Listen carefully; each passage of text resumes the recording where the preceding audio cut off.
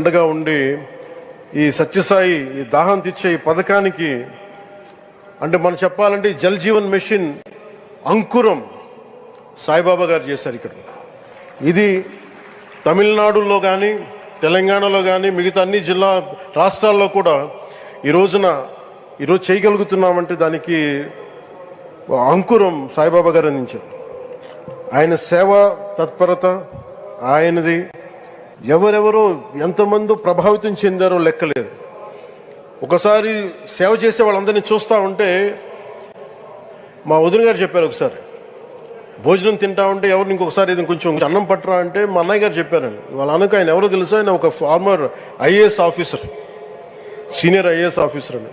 ఆయనకి సెలవులో ఉన్న సమయంలో వచ్చి ఇక్కడ సేవ చేస్తారని. ప్రత్యేకించి ఒక వ్యక్తి, ఒక మహానుభావుడు ఎంతమందిని ప్రభావితం చేయగలిగారంటే ఐఏఎస్లు కావచ్చు, మన ఈ రోజున సచిన్ టెండూల్కర్ గారు కావచ్చు, వేదిక పైన మహానుభావులు ఎందరో కావచ్చు, వీళ్ళందరినీ ప్రభావితం చేసే ఒక అరుదైన ఆధ్యాత్మిక శక్తి మన భారతదేశంలో మన అనంత